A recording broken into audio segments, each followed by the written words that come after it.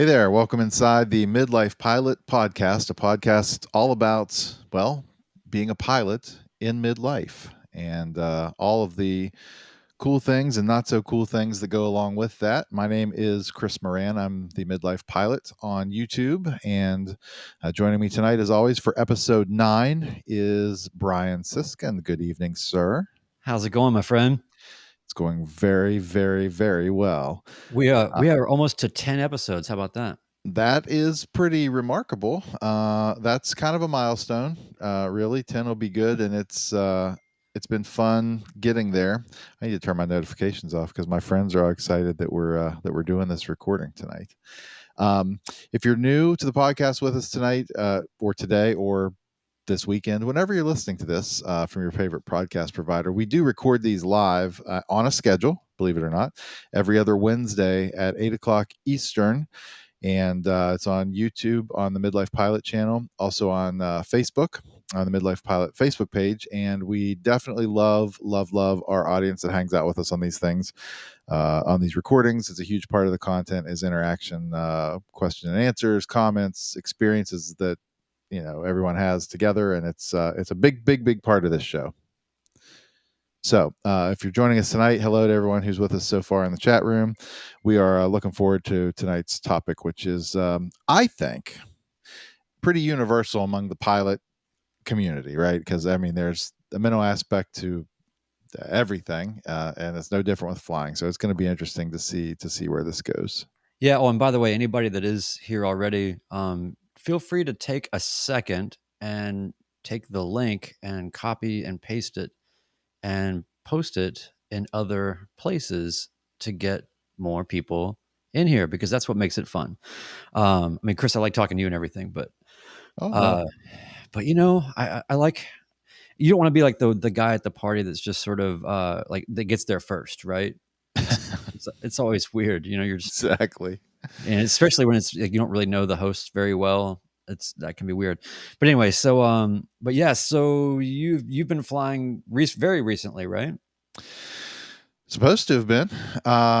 Supposed to have been. Yes, this is a good story. I think this is going to be a good story. Yeah, it's I was supposed to have been. I was supposed to take our Cherokee 235 down to Shenandoah Avionics in Shenandoah, Virginia, yesterday, in fact, and had big plans to get down there early. It was kind of scheduled in the morning. It was going to be quick and get back. It's only like 45-minute to an hour flight from here, and this actually is going to lead right into the topic, truthfully, about like the mentalness of flying, good days and bad days, and what makes a good day and what makes a bad day. So I'm on my way to the airport like 7:15 yesterday morning, and my car broke down. It's a electric car. By breakdown, I just mean it decided that something was wrong. Just stopped like an electric razor. Yeah, in classic fashion, right? I'm on the interstate. I'm going 75 miles an hour up a hill, and I lose all. It puts itself in neutral, complaining about a systems problem, will not provide propulsion. Whoa. So I'm slowing down. So it turned my hazards on. This was and somebody joked with me later, and you'll hear the story, like, oh, this is a pilot. This is energy management 101 is what I did here, right? So going up a hill, slowing down rapidly, as you do, rolling uphill and slowing down. So my hazards are on. I'm slowing down to like 30 miles an hour, 25 in a 70. Like I'm getting to the top of the hill. I come over the hill, and the exit is right at the bottom of the hill, the airport exit. I can see the exit, and there's a little convenience store. Like I have to make a right and then another immediate right, and I'm in the parking lot. But it's a stop sign at the end of the off ramp. So I'm coming down the hill, and I'm kind of trying to eye the traffic. And I get up to 55 miles an hour down this hill, and I get off the off ramp, and there's nobody miraculously coming on the road where I have to turn right. So I didn't even slow down. Like I'm using all the energy I have. I'm gliding right past the off ramp, make a right hand turn, make another right into the parking lot of the convenience store, right into a parking spot. No flaps down. That's right. Flaps up. This was like an engine out in the pattern, as it were. So I make it in there. Anyway, so that's the first thing that's happening, right? I'm supposed to be leaving. So now I'm already going to be late. I know I'm going to be late leaving, but I'm like, well, crap happens, but I don't want to leave this guy hanging. I need to get down there. In the meantime, I've been checking the ATIS at my destination. It's currently overcast 2200, so I can't even get in currently, but I thought, well, that's probably going to lift, so it's fine. called my wife. I said, "Can you come get me and take me to the hangar? It's just right over there." But it was also like 5 degrees. I'm like, "Well," I asked the convenience store. They said, "You can leave your car." I said, "Cool. I'll deal with this when I get back from Shenandoah. I'm just going to leave it here." So my wife comes, put everything in the car, go to the hangar. Okay, get in the hangar. She drops me off. I start getting stuff ready, putting cameras on the plane. There's going to be a video, obviously, getting stuff ready. And as I'm just kind of walking around, I'm like, boy, that nose strut. It's in the wintertime. We just have been struggling to keep that thing pumped up. I said, there's like this much. I could probably make that work. I just got to be real gentle on it, you know? And so the more I walk around, the more I thought I can't. So I'm texting our 172 is in for annual. So I'm texting with our AMP and I'm like, dude, are you guys here? If I come over, can you pump this up real quick? And he's like, yeah, just bring it over, taxi across the runway before you leave. We'll put air in it. So I'm like, okay, well, that's fine. Still 2200 overcast. So I got the plane already. I thought, well, I'll just go over, pump up the top, pump up the strut, and I'll just wait. I'll leave the plane parked over there and I'll just wait a little bit and see if it, lightens up over there. Anyway, I'll wrap this up just by saying I taxied across. We pumped up the nose strut, and that was fine. It never did clear up, but it was a great case study for me. So I didn't fly, but we were talking about this in the FBO while I worked from there that day. I did my job from the airport the rest of the day, and it was one of those questions like, how many things have to go wrong? Like I told my MP, I'm like, I had margin for about one more thing. Like I'm not a believer. I don't get caught up in this like there's nothing like superstitious about this, like things travel in threes or like bad things have happened, so more bad things are going to happen. Like I don't subscribe in any way to that mindset. Like my Sure. car breaking down is of no relevance to how my flight was going to go, but it certainly would have been in my mind all day. Like it, Correct. so there's Yep. factors of that, right? Yeah. So this is kind of what our topic is going to be tonight, like the mental ness of flying. What makes a good day? What makes a bad day? I would count yesterday as a bad day. I mean, I didn't learn anything, right? I mean, no new lessons came out of it other than one more time practicing putting the cameras on the plane and taking them down again. Like you need that. But we also were safe, didn't do anything stupid. Everything was fine, but I didn't learn anything. And so it was a bad day of flying. It was a beautiful day here, like perfect weather, but I never could have got into Shenandoah legally with the ceiling the way it was. So no, that was my flight story for the week. What about you? You also, from what I've seen on social media and other places, also had maybe Mm. an interesting Well, experience or yes, two. I've had a few things. I'm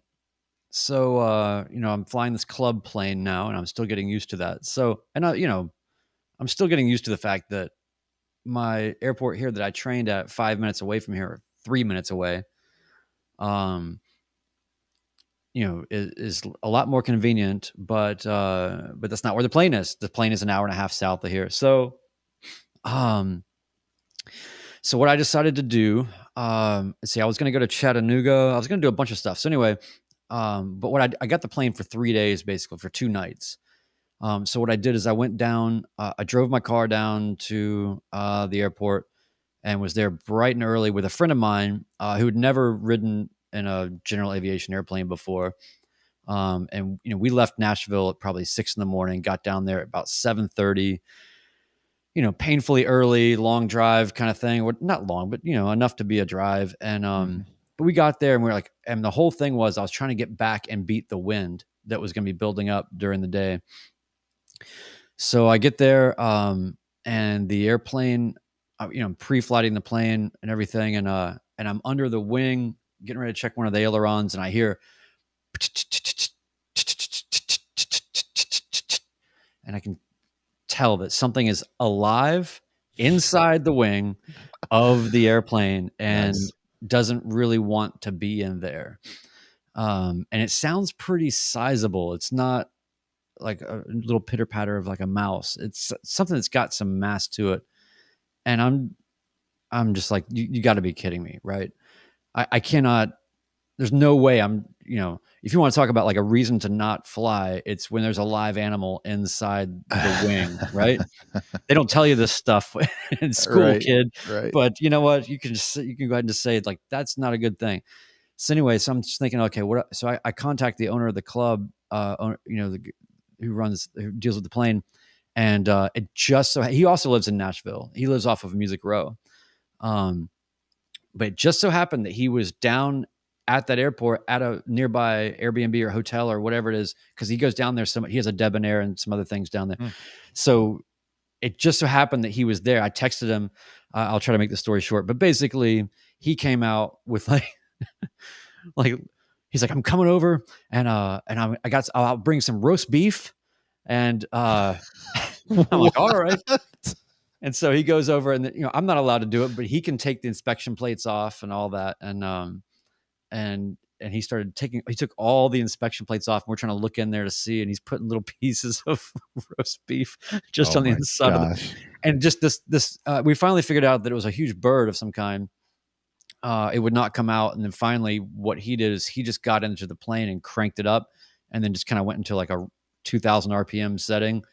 And the whole plane was just going, and man, that bird went and just took off. And then I was Wow. good to go. So that was the first thing, right? So then, got going, didn't beat the winds at this point. So I had to deal with some pretty hefty winds, but that was fine. We got back. And then when I was doing flight following, and center was telling me your transponder is not working consistently. I'm like, great. So that was another thing. Then when I landed, I was trying to contact ground, and it was just nothing. The push to talk was dead on both sides, not working. And then I had to get the old handheld and use that, Wow.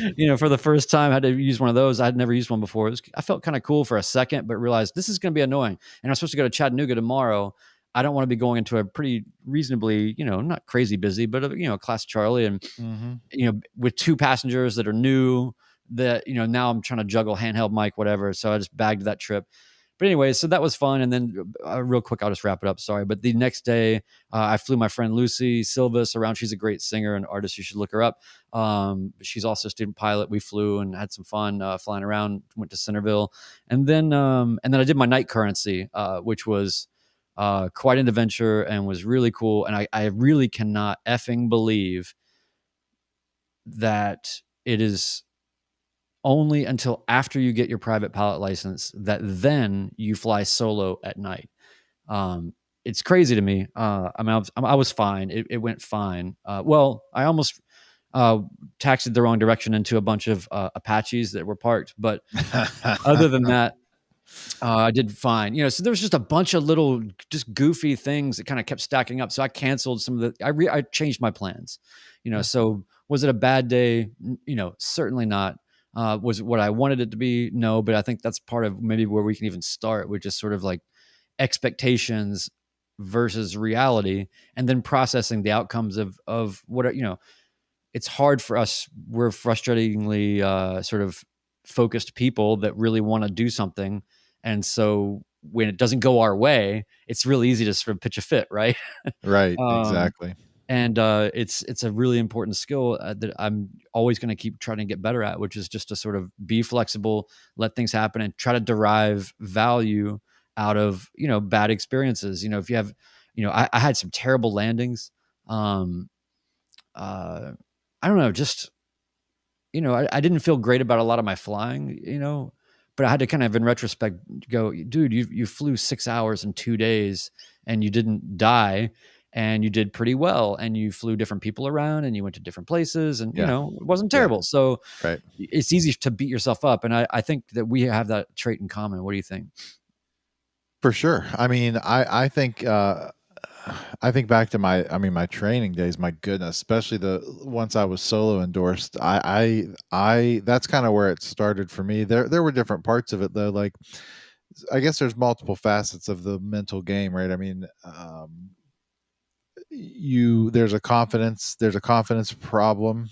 Um, you can get in your own way, and that was kind of my big problem in training. Mhm. There's a whole series of videos through the kind of the middle, I guess the middle part of my training where it was just like I was almost crippled by just the anxiety, and the idea of flying to me was just I don't know why it was foreign, a lack of confidence or whatever. And um like I would go to the airport and with full intention of flying. I mean, tons of butterflies and scared to death, and like, but they get the plane ready and take it out, and um, pre-flight and taxi to the hold short line and make my radio call and get on the runway and then decide I cannot do this. I cannot physically make myself push the throttle in and go. And we just taxi back to the hangar and put it away. I did that more than once. Mm.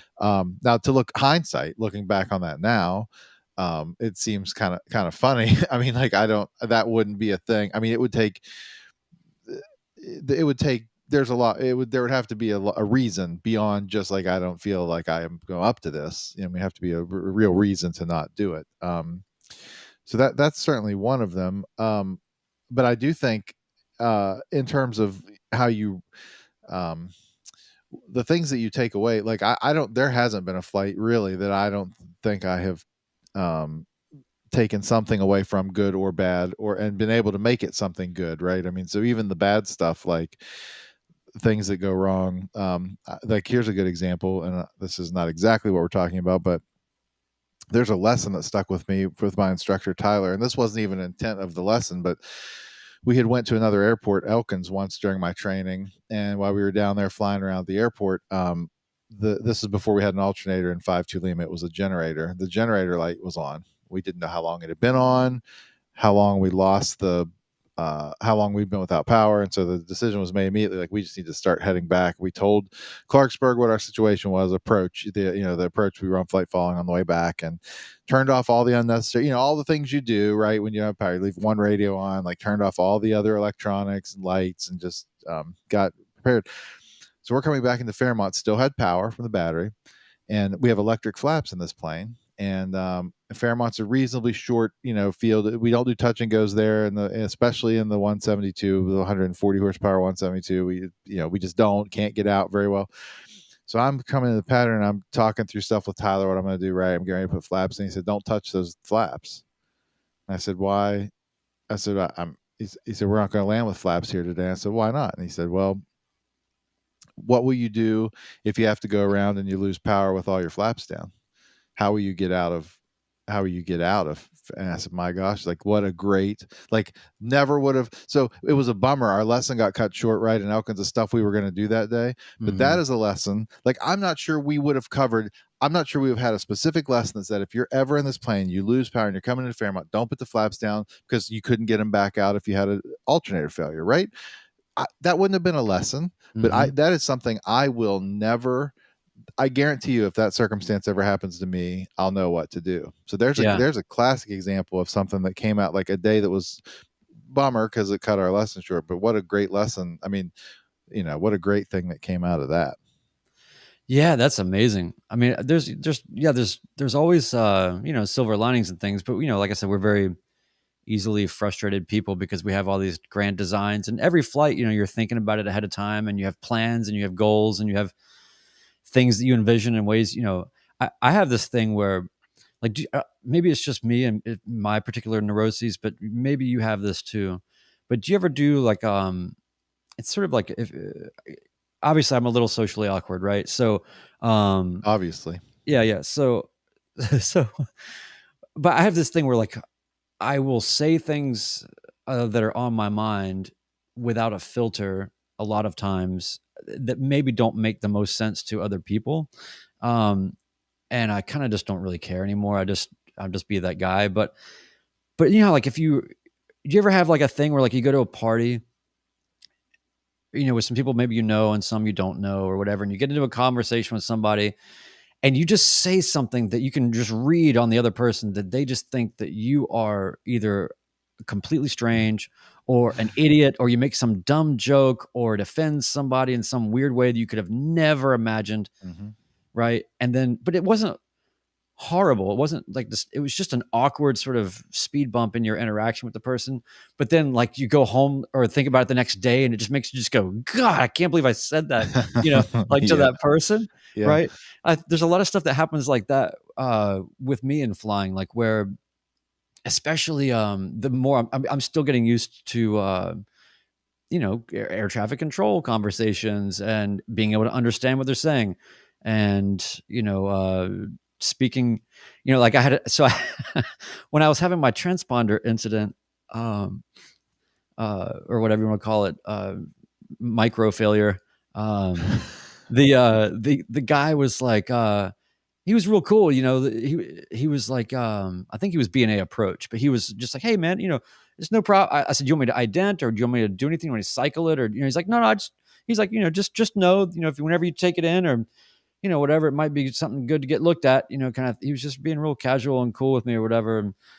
And I said something along the lines of like, I actually wanted to go find it because it would have been on B&A's live ATC, but I basically said something like, well, if it means if me having a sort of intermittent transponder means I get this kind of you know service, then maybe this is like the way to go or something. I said it in some weird way, but anyway, it was just sort of for a split second I just kind of forgot, like, just shut up.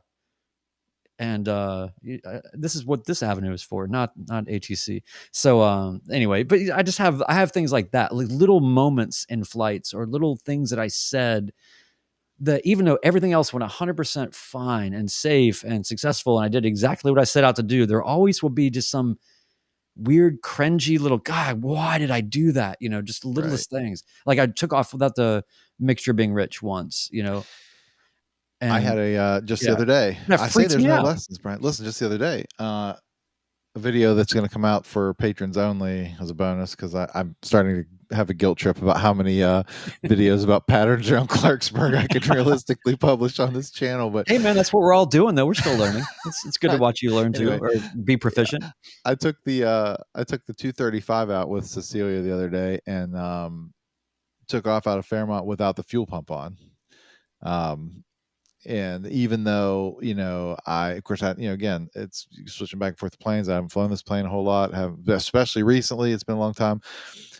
um I said on the checklist, I watched the video later, I mean, I did that step but just didn't. Yeah, it was one of those like reading the lines, just and took off. I noticed it on climb out, and when and flipped the fuel pump on. But when I went back and watched the video later, I was shocked at how what a difference the fuel pressure. I mean, it was low. It was in the still safely in the green. Everything's fine. But like also, it's like it's just a good reminder. Like that's the mental. I mean, that's the complacency of like it's just, especially if you're switching back and forth and not flying a lot, probably ought to be paying a little bit more attention to those the details that you've read the checklist so many times, and then just it's easy to not do that. But I did that just the other day.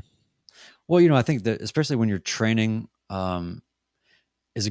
training is a great time to set up kind of a methodology or a habit with the way that you accept your mistakes and failures because they are imminent and they're going to be common and they're not going to stop once you get past your check ride. I mean, it's just there's still going to be things that happen or whatever. So, you know, I think that if there's anything I wanted to kind of get across in this episode is I see a lot of people beating themselves up on the internet, you know, about how you know, I haven't soloed yet and I've got 40 hours or you know, I went out today and it was like I'm still trying to learn how to land and I thought I had it and then now I don't. Or you just see people, you know, beating themselves up left and right. I did it mercilessly to myself and still do it. But I'm trying still to always try to find a way to reframe bad experiences into being something that's absolutely positive that you can Hmm. kind of bookmark. So yours is a great example. You know, that whole thing we always talked about where we both had the experience of leaving the flaps in on a touch and go, and how interesting that made life for us, and how that will never happen again. So I mean, I remember how I felt like I just felt so bad. But now looking back on it, I'm so thankful that I had that experience. And so don't wait until later to be able to have the wisdom to look back and say, "Oh, I shouldn't have maybe beat myself up as bad." I'm just sort of trying to put it out there to like everybody stop beating yourself up so That's bad. right. And then if you're not beating yourself up at all, then also you need to check yourself because you're being a little yeah, no, but you know, But I mean, the no, people that I do mean, no yeah, wrong also bother me. But yeah. yeah. Yeah, yeah. And I think that's true about a lot of things. Like, you just, well, you can look back through your training and just think, man, some of the stuff then that was such a huge deal to me, I look back and say, how was that ever a huge deal, right? And but it, those are all so critical in forming like you have to experience those things to get to the next level or to the next place that you are. And so like at that time it is a huge thing. You know, at that level that you're at or that where you are, that is a big deal. I mean, those things are like I think now like if I had applied full power with flaps in, probably could have managed that. You know what I mean? Like I do that now and I think, oh, I could I'd be like, oh, what a dummy. Yeah, I'd get that under control and be fine. It completely weirded me out. Anything that was slightly weird at Yeah. that point was too much to handle. Yeah. But that just comes with time and that kind of thing. But Well, you yeah, know, that's it, what I was just gonna say, like, I think that generally speaking, uh, people want to do well and they put a lot of pressure on themselves and it's costing a lot of money. And I get it, it's a whole thing. But the number one thing that my instructor drilled into my brain that I did sometimes a better job at doing than others was he just kept always reminding me to just as a pilot, you've got to have a short memory. And I just yeah, thought that was a really helpful, just let it go and move on. And boy, was that helpful training or preparation, I should say, for the check ride. Because if you have anything go wrong on the check ride, right, like you do not want to spiral out. You just want to go, okay, well, that happened, but I'm still here and I'm still in the fight and I'm just going to keep going.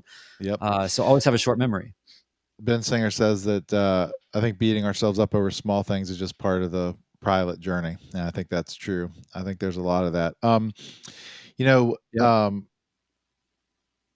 it's kind of a mental thing too. It was on your bullet point here list of things we should talk about tonight, but just staying current and proficient after your checklist. There's a mental component to that as well. I think and I've been talking to people since the last video that published.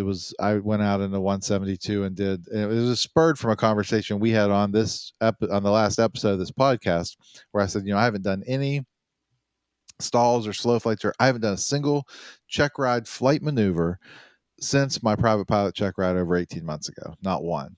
Yeah. And I thought to myself, I think we were talking about doing it with or without a CFI was kind of the conversation we were having on the episode. And I said, well, Yeah. I'm just going to go out and I'm going to go do them all. And so I went out and set out for just my intention was to do slow flight, stalls, turns around a point, steep turns. And that kind of flight maneuver, that was my flight maneuver category. I was skipping uh, um, S turns over what are they called? Yeah. Like S turns over a straight line point on the ground because I always hated that, and I just wasn't going to do it again. I don't Yeah. have to, and I wasn't going to. Um, I don't like broccoli exactly. and But I'm what in was college now.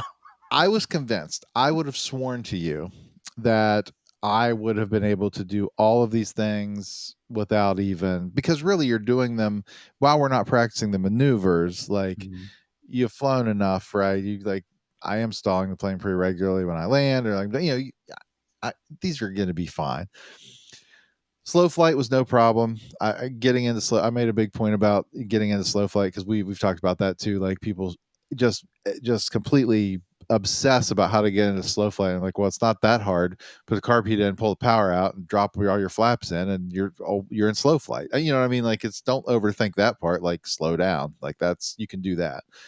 Um, and I thought, well, I'll go right into stalls, right? That's the logical thing. You're already slow. Like, let's do a power off stall because you're already configured for landing and whatever. And so I went into a power off stall, and it was fine.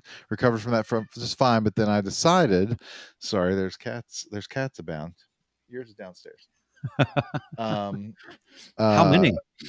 just well, one cat and one human is. Okay. Wait, how many? What people? Cats? Yeah.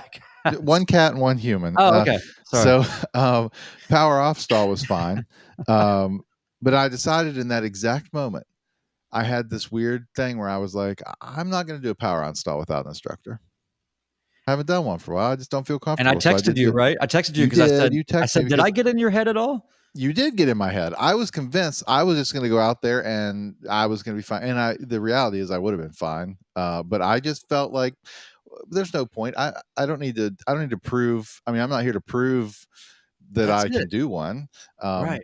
so I didn't. Point is, then I went on to the other stuff. Here's the stuff that blew my mind even more. Steep turns. I thought, oh my God, with Tyler. I'm just thinking of the time with Tyler in the airplane. How many steep turns? How many hours of steep turns we did? Like, Right. um, and I thought I would just that would just be like I don't even have to think about it.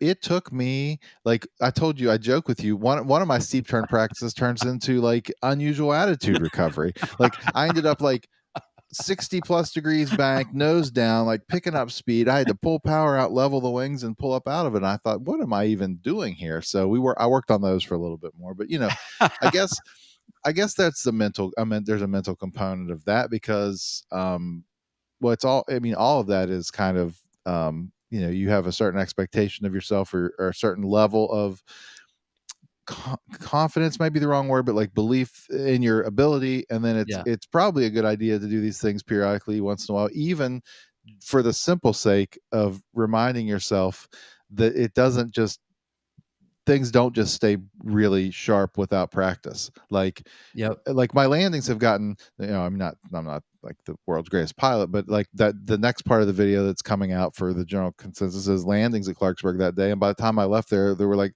30 degrees off the runway, gusting 18 before I left.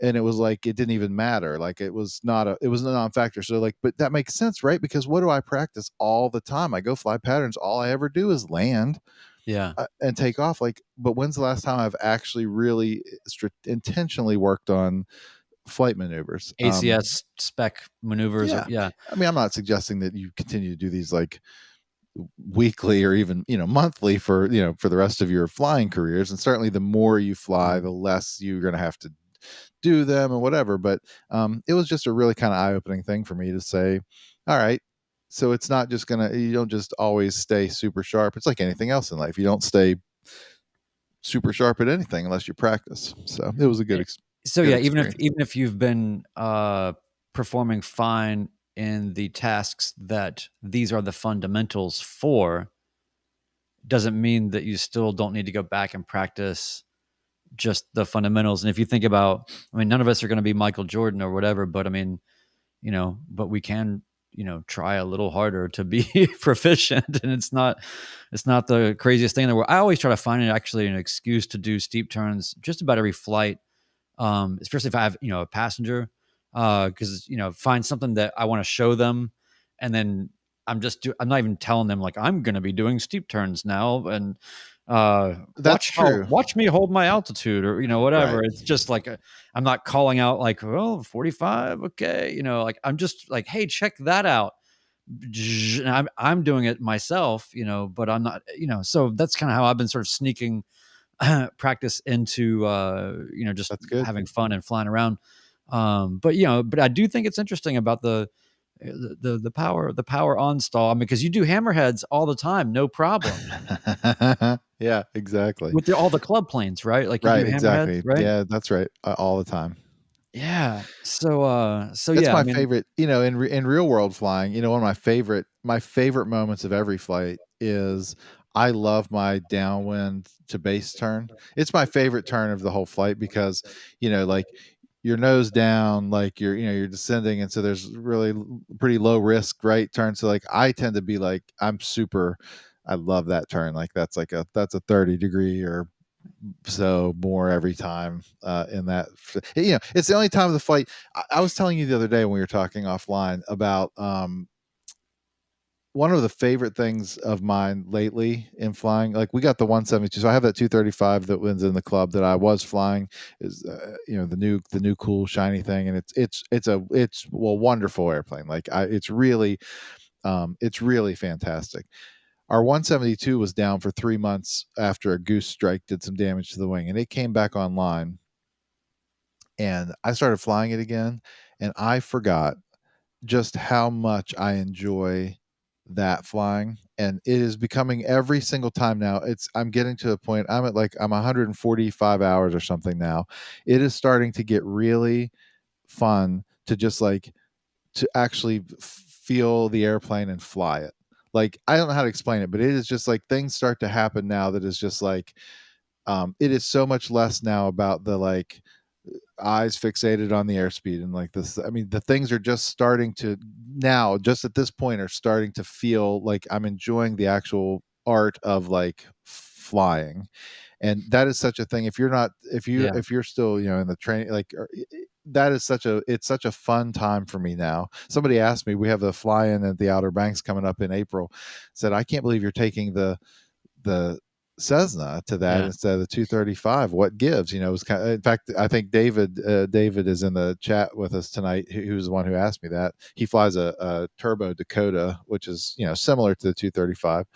Um, and I said, the reality is, I, for like just enjoying flying and like sightseeing and just flying without a mission, like if I need to go somewhere or I need to take some people, or like, the 235 hands down is the Yeah. plane I'll take to do that. But to just enjoy like putzing up and down the beach and sightseeing and just enjoying flying, I have gotten back to just feeling I just love the 172. And it's just such a joy to get to that point where, and that's mental too, right? You get to a certain point, things become, you just have absorbed things through a little bit of experience. And this is, again, full disclosure, I'm not, I'm at as much risk at this moment that I've ever been in. This is the dangerous time. People start Yep. to like say things like that and start to feel things, and you just cannot get complacent about, um, all of the things, because I'm still super new, super new.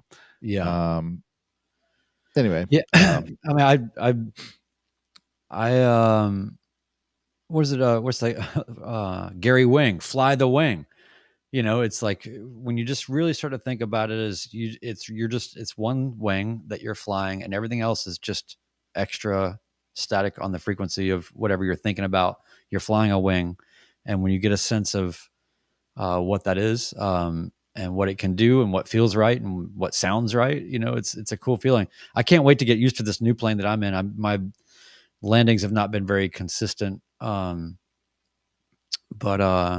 fine. Um, I just want to get to the point where, I don't know. It's probably not even a realistic thing, but I just want to get to the point where I'm just, there's never a part of a landing for even a microsecond where I feel like I am not totally governing everything that's going on. I feel like it's sometimes, it feels like sometimes you're setting it up, and then you're kind of seeing what's going to happen, because obviously variable winds or whatever. There's just certain moments where I feel like, am I really fully in control of what's going on right now? Am I just kind of like hanging it out there for a minute to see and then react? And I don't know to what extent you ever feel like, especially in a Cessna, right? Like you're just, yeah. but anyway, but I'm looking forward to more feelings of pseudo mastery.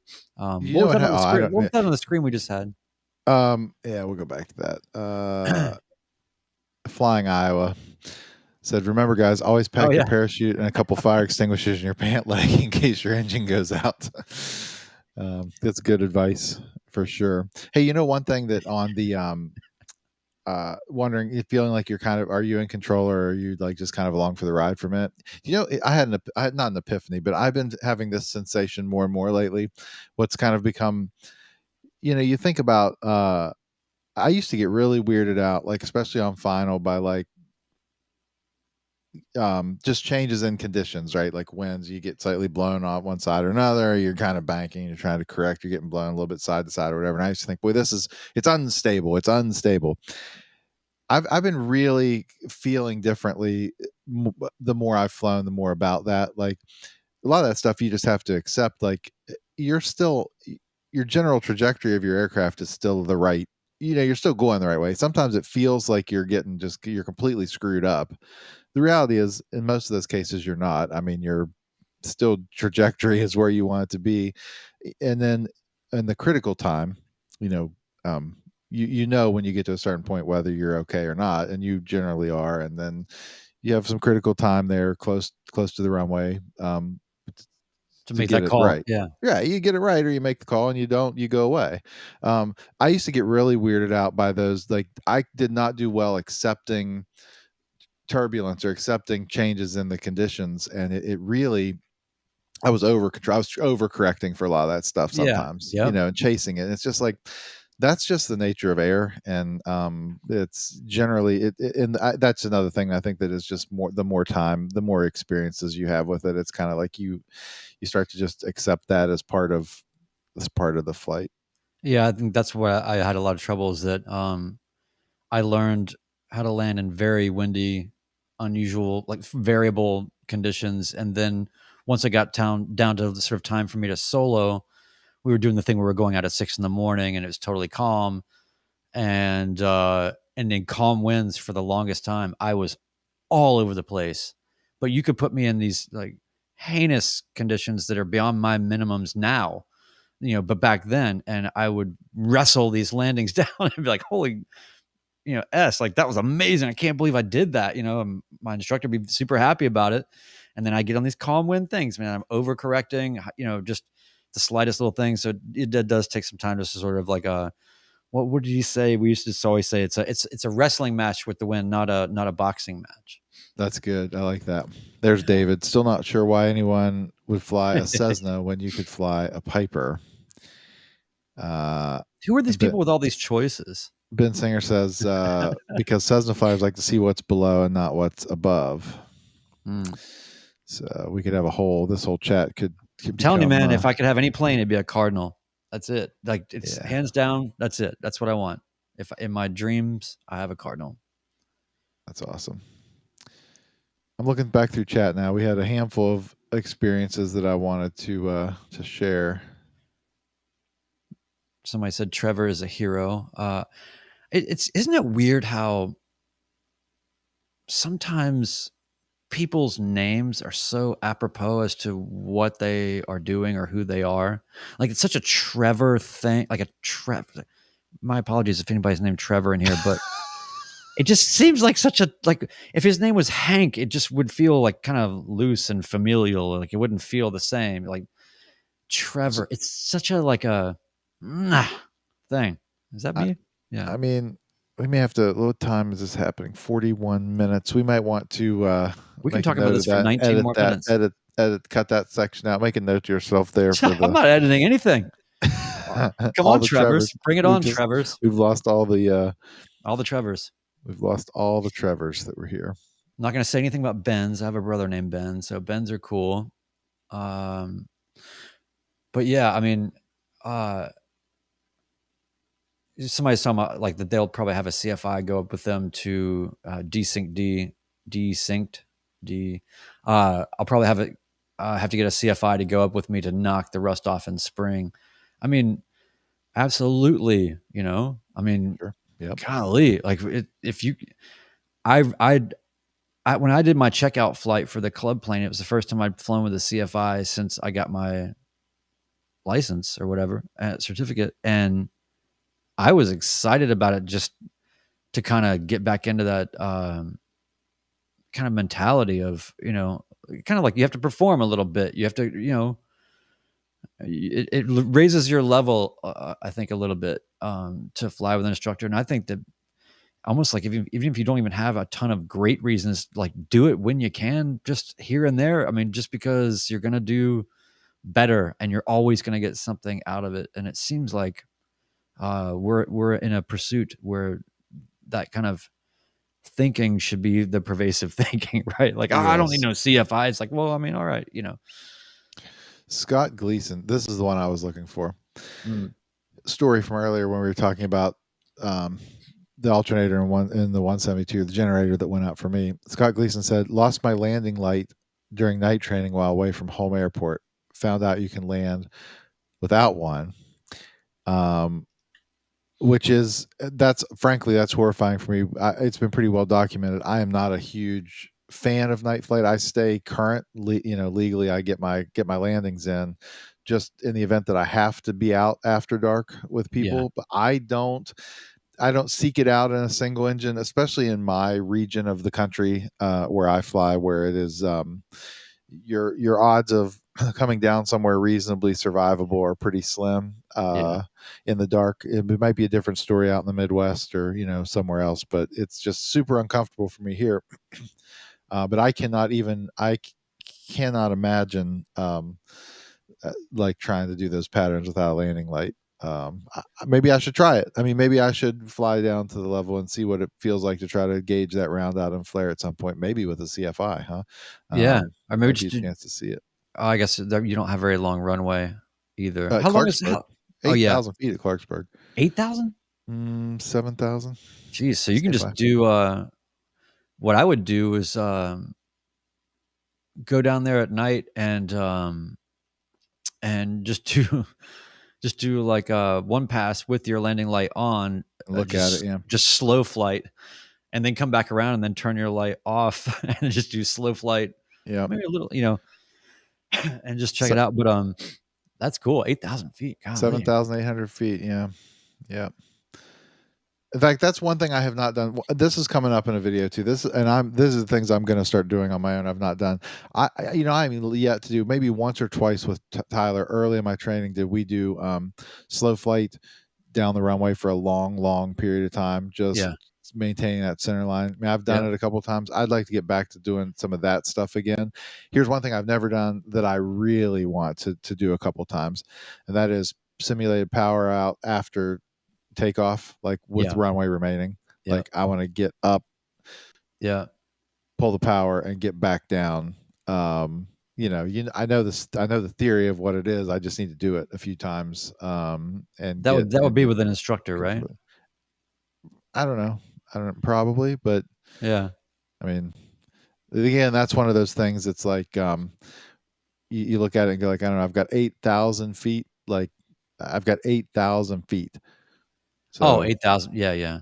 like if I'm off the ground by the 1,000 foot markers, I still have 7,000 feet of runway in front of me. Yeah, yeah. Um, I've got a lot of room to like decide that I've changed my mind again, or You could probably land I'd 2 or probably 3 do it with times. instructor the first time, just because there's a lot of variables in there. You got to be pretty quick reacting, Yeah. when you're at VY or whatever, and you pull it out. Like you've got to get the nose over pretty quick, and there's a lot going to happen pretty fast. So at least Yeah. with another.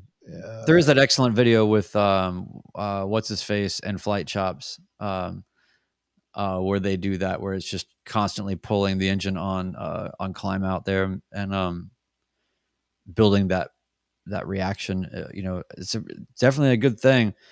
Um, it seems Because you strange think to you're me ready that to people. do that. You think you're ready. You've conditioned yourself every time, Right. right? To say like, what am I going to do if I lose power on the takeoff? I'm pushing those forward. Like you say you're going to do that.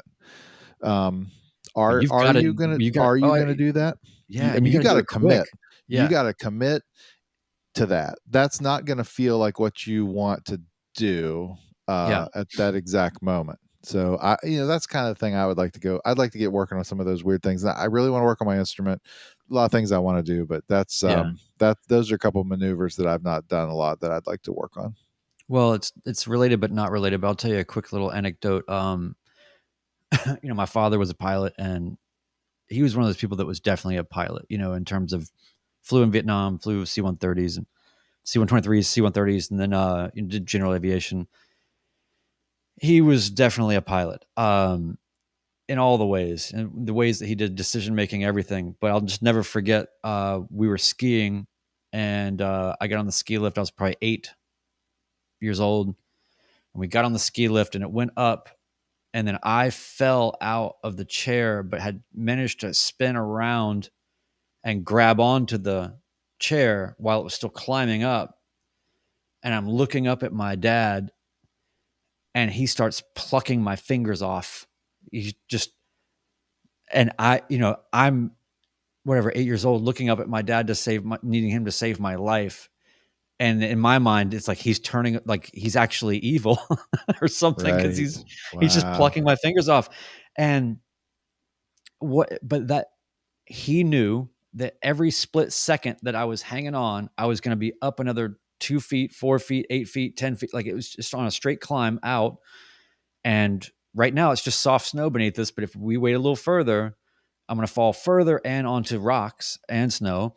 And so he just knew that the best course of action was to just push me off the lift. And Wow. and I I still think about that, but I'm like, it struck me so many times in training where there are so many things that you learn where as a pilot, your first instinct is going to need to be probably the opposite of what you would think that response should be. Right. There's a lot of Good point. things like that, and so I sort of always think of that moment, where it's he just he already knew what to do, and it wasn't if it was my mom, we'd both be dead, right? Right. Right. George Jocelyn said, preparing for his re-ride, blew my short field landing. I guess that could be Mm, soft field. I mean, SF. I'm guessing it's short field. Oh yeah, landing yeah. short of 1,000 footers messed up my foggle time, which I never did in training. Check Roger, 71 years old. Wow. Good for you. That Yeah, is man. fantastic. I mean So that you're doing you this at never did 71. foggles in training? I'm No, no, curious about never that. messed them up. I'm assuming. Oh, I see. Yeah, yeah. 71, huh? So, That is pretty awesome. midlife lasts a long time. I like this. That's right. It could definitely be uh, midlife. Bearded Aviator said that we were talking about the power off stuff. My instructor had me doing the impossible turn from 500 feet a few times. I guess there are conditions where you could pull that off depending on the aircraft and the conditions and whatever else. Power off after takeoff, coming back. I'll need 1,000 feet if I'm doing it. Age is just a number. Very, very true. Let's see what else do we have in here.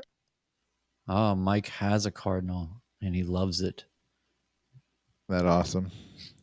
Really, is it? I wonder if it's an RG. I don't necessarily want the RG. I just want the cool plane that you can see out of really well, and the doors open wide, and it's got plenty of room.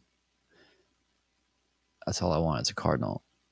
Someone on our field at Fairmont just brought a Cardinal back, and it's really pretty nice. I looked at it the other day. A really nice 182 just moved into our field too, with a panel that is just crazy nice.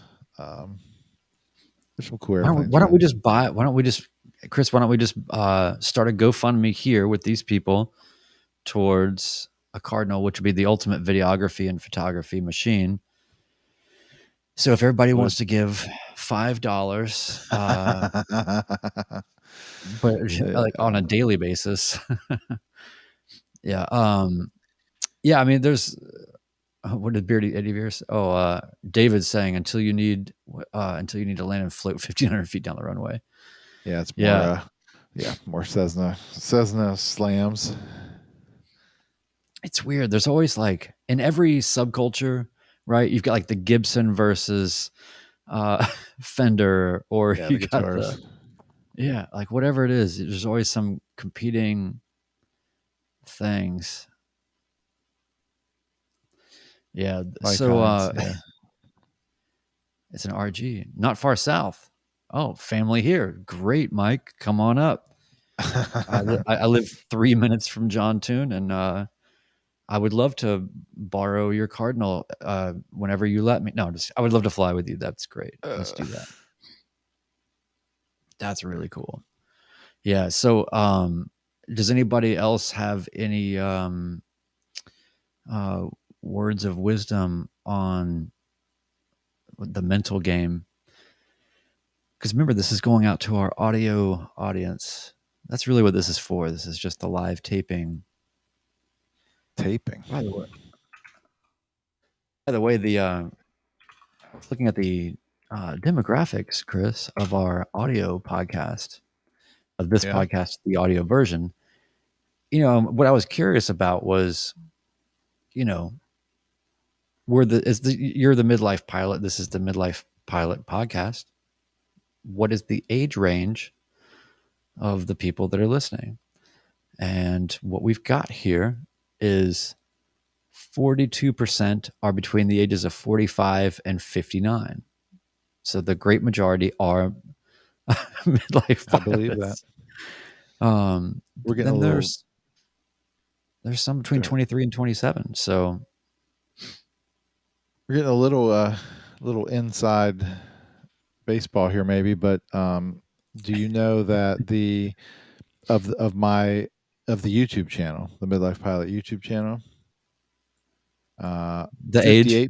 58 58% of the audience is between 35 and 54. And if you extend that up to 64, it's 70%. So 70% is 35 to 64. Um, So, you know, not a lot of teenage audience here. uh, no, in fact, none. Really, there's no measurable audience, but below 18 and 18 to 24 only represents 0.7%, which to me just reiterates how out of the hip. I mean, I am not in that. I do not appeal to that audience anymore. I'm getting daily reminders of how much I've departed that. Um, I departed I that. look around I look around and I say, okay, I drive a car made in 1985 because I think it's cool. Um, I have the same jacket that I've been wearing for 15 years. I have about 4 shirts.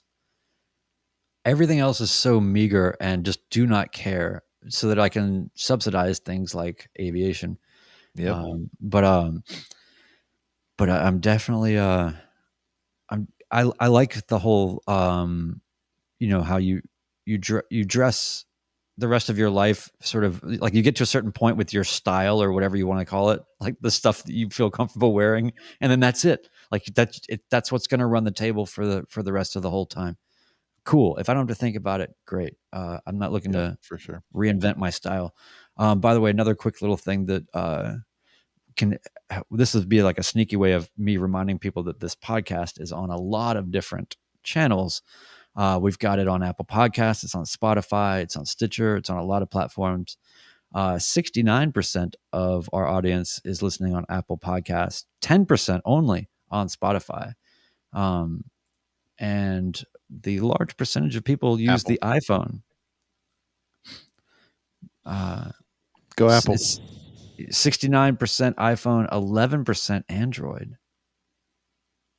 So, And, well, thanks for that, uh, Brian. That is some yeah. really Do you want some more? Let me give you one more thing because I know you're into this right now.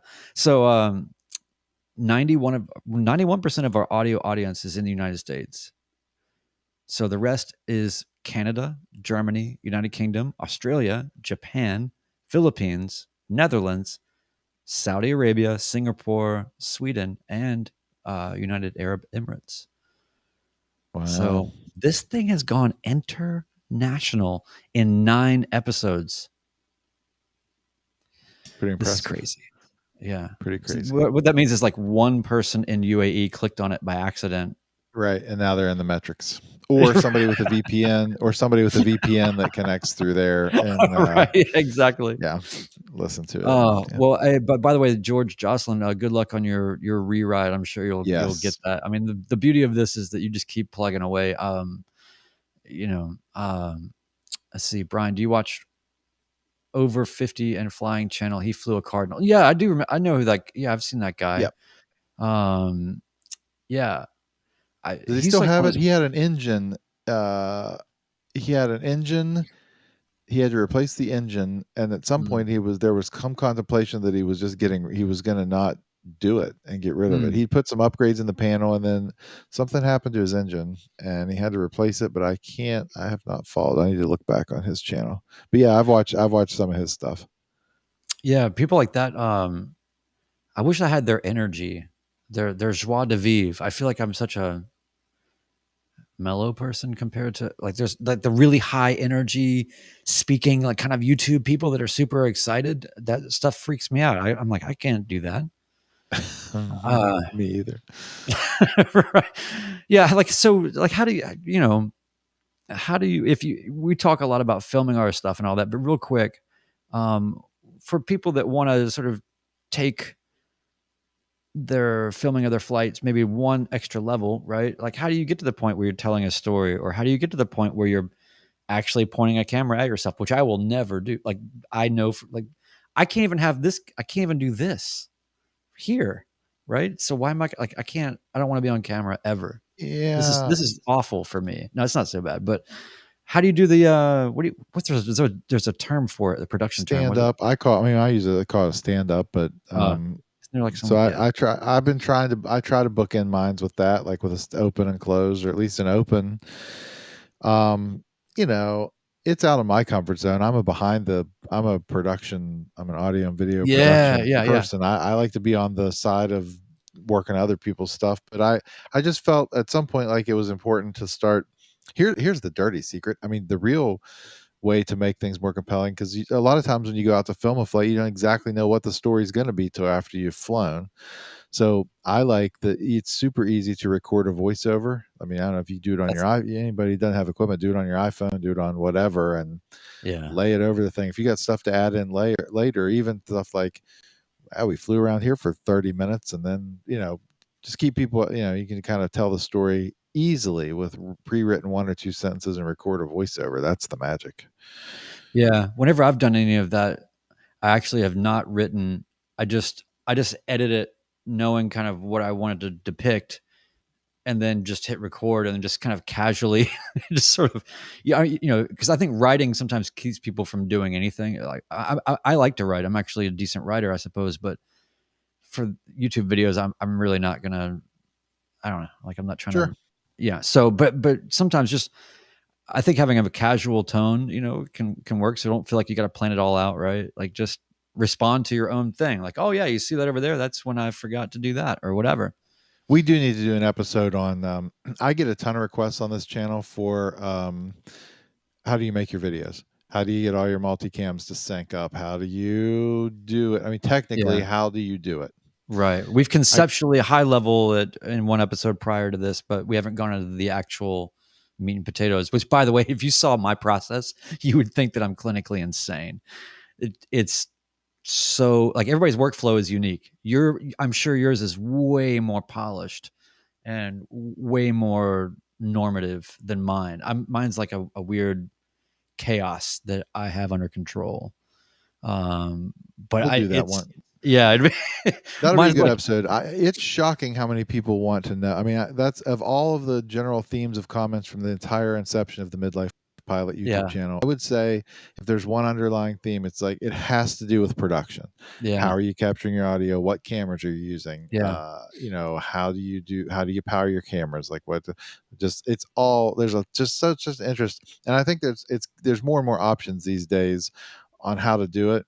Um, I've chosen the simple route. I mean, there's some people out there doing it really, really well, like who are spending significant time shooting video with handheld cameras. Like I'm thinking about people like I think Aviation 101 is doing a really good job. Josh Flowers' channel. I think Chris Palmer and Homer Alaska at Angle of Attack is doing a really good job. There's just a ton of people who are yeah, really investing in, not that we're not, I'm just saying the flavor of this channel has always been different and probably always will be. Like we want to document the trips, but man, it's just even the ones that I do currently, 3 or 4 cameras in the airplane plus a handheld and audio tracks, that is enough.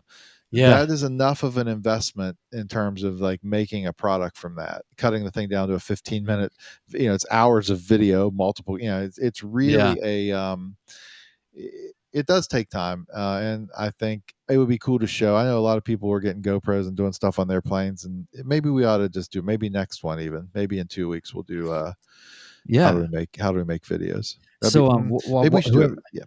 I was just gonna say whoever else is in the chat right now, throw out real quick some things that you would like us to cover in future episodes that we haven't logged in here real quick. So we'll give you people a couple of minutes here as we start to wind this up.